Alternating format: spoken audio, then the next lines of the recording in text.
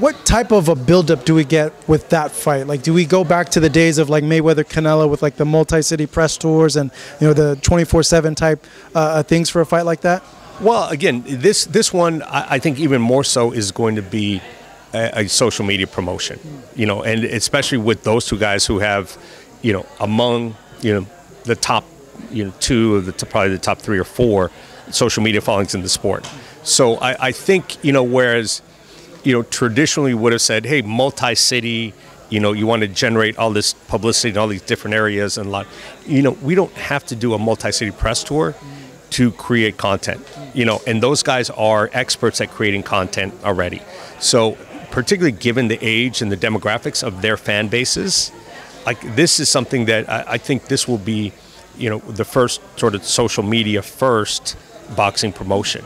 So, what does that mean? Look, I don't think it's going to be revolutionary, but again, instead of, thinking about, what do we put in, how many episodes of All Access do we do?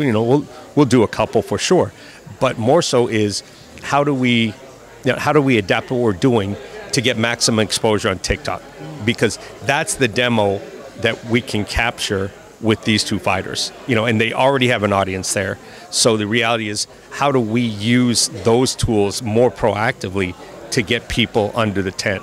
That's crazy. This is gonna be like the first fight where you guys would leverage something like that. Like, yeah, in a way this meaningful, and particularly because we don't usually have 2 different fighters that each are as active and have such a big following as they do. Oscar's optimistic that he could start doing more business with you guys in terms of placing his fighters with some of the PBC fighters. He mentioned Munguia, Zurdo as one of them. Do you get that sense that like, hey, there's finally like a little bit of a thawing process where we could see more of these fights between some of their guys and the PBC stable? That's it's largely in his hands. I mean, look, I think part of the obstacle along the way has been contractual obligations, and particularly with DAZN as they were sort of launching. Look, you're launching a new endeavor, and they were pretty antagonistic in terms of how they related to everybody else in the sport. It didn't leave a lot of room for collaboration, and I think they've adjusted their business model. I think they're no longer launching. I mean, the first thing you probably don't want to launch a business and then immediately start watering it down by working with everybody. I assume that's part of the strategy, but I think that's part of it. From our perspective, we've never been exclusive with PBC. The door's been open. We've had, Oscar and I talked about Ryan Garcia, way back probably in 2015, 2016 about, doing something with him. So there have been conversations, but maybe this provides more of a template for how things can be done in the future. But by the same token, like not every fight merits this. It's sort of like, just because we did Mayweather Pacquiao, with HBO Showtime, it didn't lead to a bunch more HBO Showtime collaborations.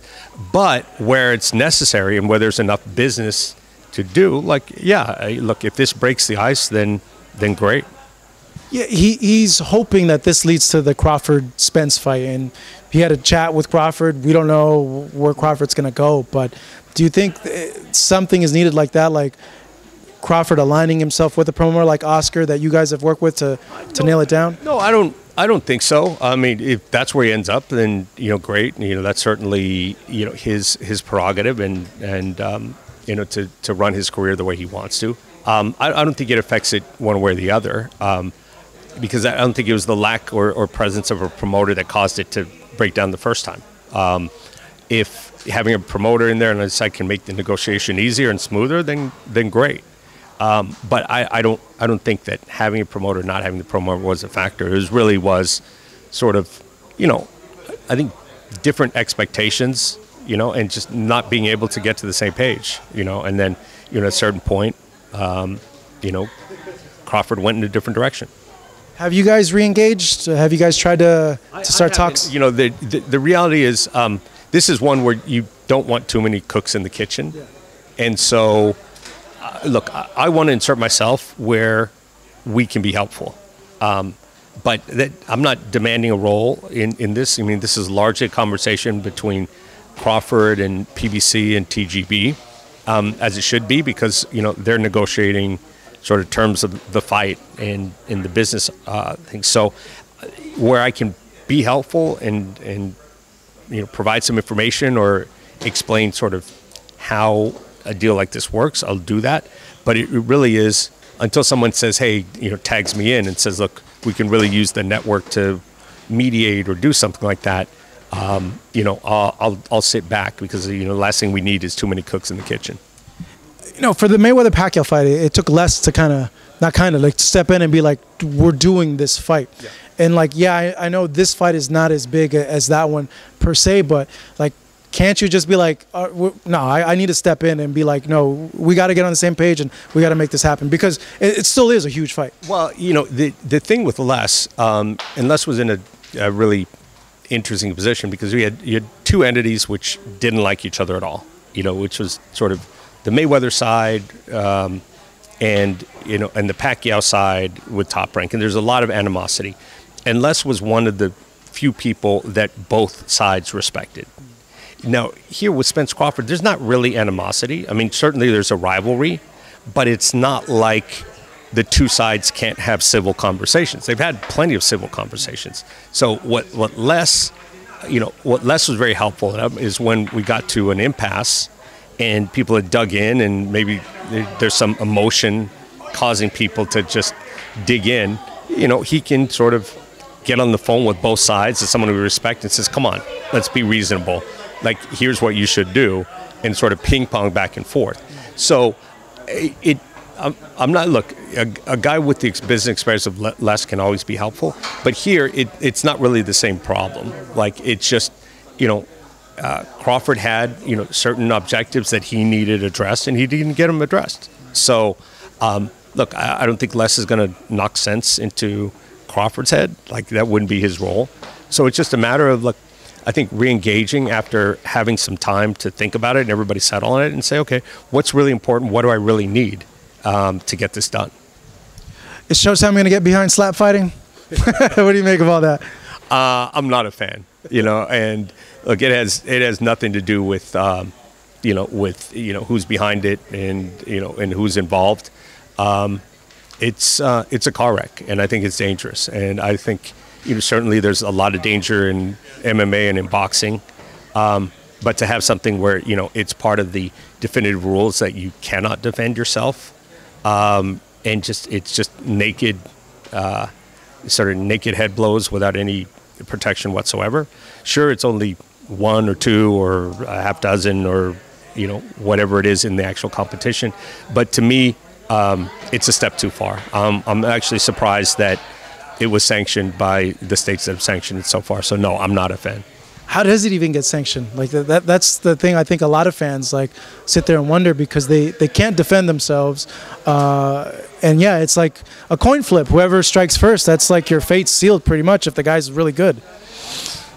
Yeah, it's a good question. And, again, you got to look at this, and I don't mean to denigrate any of the commissions, but they're political appointees, and some are true boxing fans, some have political aspirations to go somewhere else. So you get a mix of people. And certainly, look, part of the commission's job is to facilitate, new business. They're not in the business of turning away things that bring in revenue to the state and to the jurisdiction. But you have to balance that against safety. And look, in this case, based on whatever presentation, they felt it was safe enough to go forward. And look, it's, again, to me, it's just a step too far.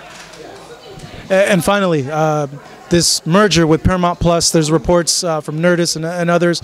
Does it mean more boxing? Does it mean Showtime Boxing goes away? Could you let the boxing fans know what's going to happen with that in terms of Showtime Boxing?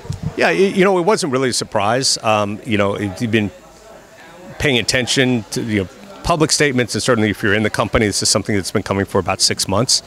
And, it's a change that's pretty common within the industry. I mean, if you look at what Disney has done and done really well in terms of integrating multiple programming services within one app. there's a certain efficiency there. Warner Brothers is going to go the same way with HBO and Discovery. At some point, they're going to put them both in one app and one service. And so, from a purely financial and business standpoint, once we remerged with Viacom and became eventually Paramount, it doesn't make sense to have two different streaming organizations within the same one. You've got multiple apps within the same company.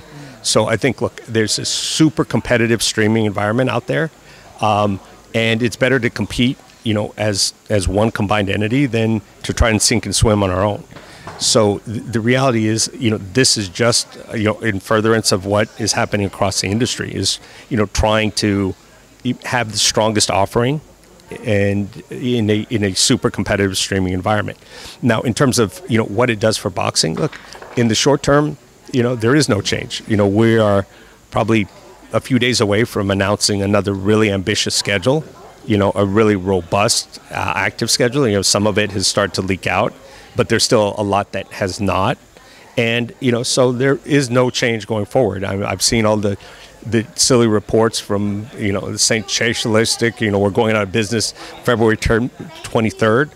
I mean, saying we're going out of business February 23rd is idiotic. I mean, it's one of the dumbest things I've heard in the sport, and I've been in the sport, for over 20 years.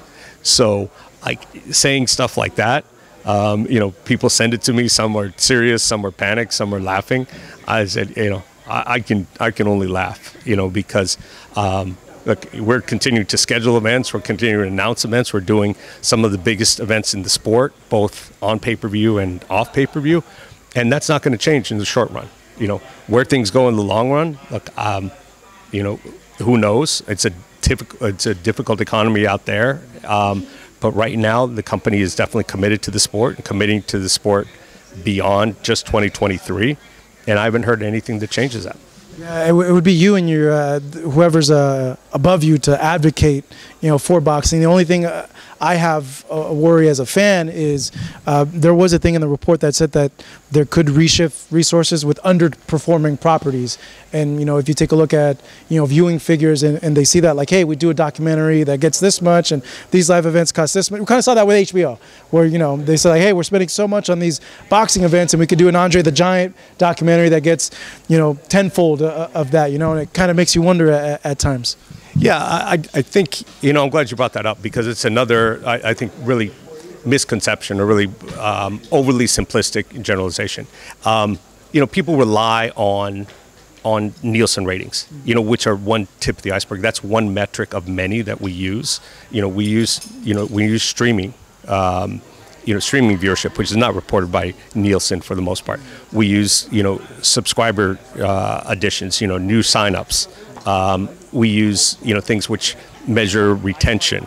And again, in looking even at viewership, it's not apples to apples. If you say, okay, we've got Billions of the Shy, which, people will watch, for months or even years, because they can catch up and stream it, whereas sports is, live programming, the metrics are not the same.